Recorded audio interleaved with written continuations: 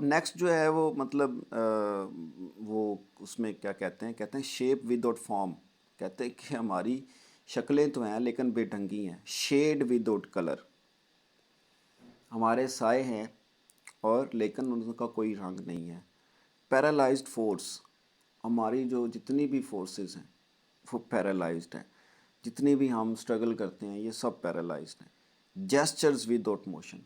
ہم اشارے تو کرتے ہیں لیکن ان میں کوئی حرکت نہیں ہے.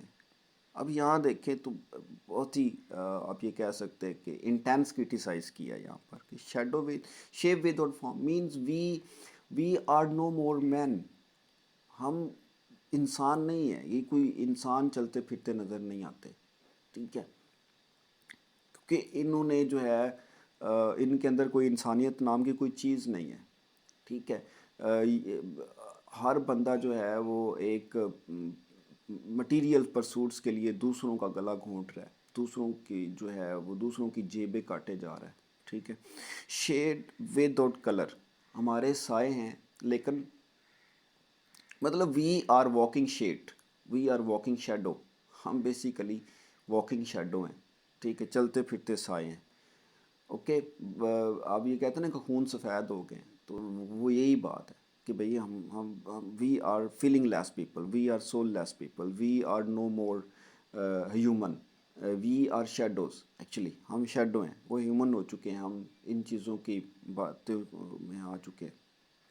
پھر وہ کہتے ہیں پیرالائزڈ فورس. ہماری جتنی بھی فورسز ہیں وہ پیرالائزڈ ہیں. Means all our struggles are waste less. ہم جتنی بھی اسٹرگل کر رہے ہیں وہ ساری کی ساری ویسٹ ہے. ٹھیک ہے. بیکاز وی آر ڈوئنگ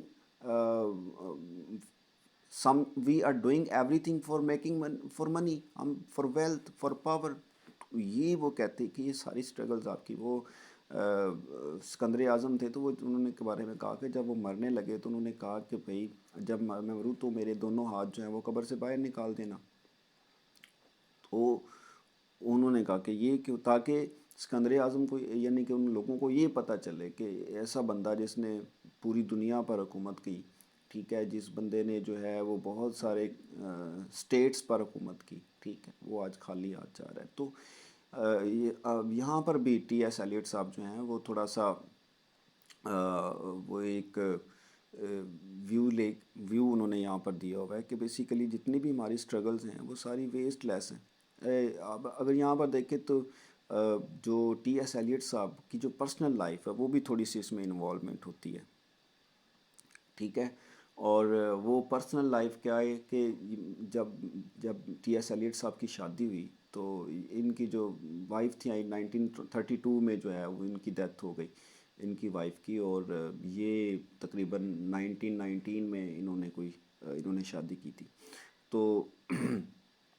تو جب وہ اس فیز میں جب یہ نظم لکھ رہے تھے 1925 میں تو اس وقت جو ہے وہ کافی ہی suffered a lot of challenges. وہ ان کو سروائیول ایشوز جو تھے وہ بہت زیادہ تھے. تبھی تو یہ پھر جو ہے وہ موو کر گئے انگلینڈ موو کر گئے. تو یہ سروائیول ایشوز بھی اس وقت ان کے ہاں ہو رہے تھے. ٹھیک ہے. تو وہاں پر ہی became he suffered from disillusionment. Hopeless کا شکار ہوگا. فیتھ لیس کا شکار. ڈسلیوژنمنٹ تب انسان ہوتا ہے وہ کب ڈسلیوژنمنٹ کا شکار ہوتا ہے جب وہ ہوپ لیس ہو جاتا ہے. جب اس کی تمام تر ڈیزائر جو ہیں وہ جب وہ پوری نہیں ہوتی تو وہ کیا ہو جاتا ہے وہ ہوپ لیس ہو جاتا ہے. وہ ڈسلیوژن کا شکار ہو جاتا ہے. ٹھیک ہے. تو وہ ہوپ لیس ہو جاتا ہے. تو ٹی ایس ایلیٹ صاحب بھی جو ہے وہ کچھ اپنی زندگی سے اس وقت ہوپ لیس ہو چکے تھے. تو میں نے آپ کو پہلے بھی بات کی ہے کہ یہ فریگمنٹس میں بات کرتے ہیں. اب اوپر جب بات کر رہے ہیں تو وہ بات کر رہے ہیں کہ ہالو مین کی ماڈرن مین کی. یہاں پر وہ اپنی پرسنل لائف بھی تھوڑا سا وہ لے کر آ گئے. تو وہ کہہ رہے تھے کہ ہماری جتنی بھی اسٹرگلز ہیں یہ سب کی سب جو ہیں وہ ویسٹ لیس ہیں. We are surrounded in sins. ہم گناہوں میں جھکے ہوئے ہیں. ٹھیک ہے. یہ آئی تھنک ایک ریفرنس میرے مائنڈ میں آ رہا تھا. چلے وہ پھر ہم بعد میں ڈسکس کر لیں گے. تو یہ جو ابسرڈسٹ تھے وہ بھی یہی کہنا چاہ رہے تھے کہ ابسرڈسٹ بھی یہی کہتے ہیں کہ یہ جو the life is absurd, life is beyond our understanding, زندگی جو ہے وہ ہماری عقل سے، ہمارے دماغ سے بیونڈ ہے، ٹھیک ہے. تو جتنی بھی ہم اسٹرگلز ہیں وی ایکچولی ہم ایک ہی جگہ پر گھوم رہے ہیں. ہم پیدا ہوتے ہیں پھر مر جاتے ہیں، یہی سارا ہمارا اسٹرگل ہے. اور جتنی بھی ہماری اسٹرگلز ہیں وہ سب کی سب جو ہیں وہ ویسٹ لیس ہے. مطلب یہ کہ آپ جتنا مرضی یہاں پر پیسہ کما لیں، ٹھیک ہے، لائف جو ہے وہ آپ کو پچھاڑ کے رکھ دے گی. ایک انسان جو ہے وہ ایک اپنے بیٹوں کو، اپنے باپ کو جو ہے وہ کمفرٹ دینے کے لیے، اپنی فیملی کو کمفرٹ دینے کے لیے وہ کچھ کماتا ہے، تو ایٹ دی اینڈ کیا ہوتا ہے، ہی ایونس کہ اس کو وہ تمام عیاشیاں جو ہے لگژری ہے وہ شاید اس کو انجوائے کرنے کا بھی اس کو موقع نہیں ملتا. تو مطلب یہ ایک جو لائف ہے it doesn't walk on rules and regulations, یہ کوئی اس کا کوئی رولز اور کوئی ریگولیشن نہیں ہے، اس پہ کوئی نہیں ہے چلتی. تو یہاں پر وہ ساری باتیں وہ کہتے ہیں کہ یہ جو basically all our struggles are waste less, ہماری جتنی بھی اسٹرگلز ہیں وہ ویسٹ ہیں. ہمارے دیکھیں نا جیسچرز ود آؤٹ موشنز، ہمارے جیسچرز تو ہیں، حرکات تو ہیں، لیکن ان میں ہمارے جو اشارے تو ہیں لیکن ان میں کوئی موشنز نہیں ہیں، کوئی موومنٹ نہیں.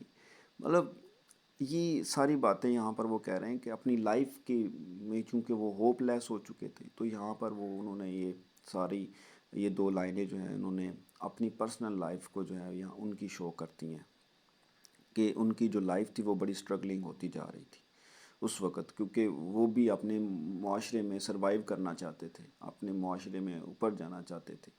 تو ان کو وہ تمام تر چیزیں جو ہیں وہ فیس کرنا پڑی، ٹھیک ہے. پھر اس کے بعد آ جاتے ہیں کہ اب جو اس سٹینزا کے اندر جس کی ہم بات کرنے جا رہے ہیں، اس سٹینزا کے اندر ہم دیکھیں گے کہ جو ٹی ایس ایلیٹ صاحب جو ہیں وہ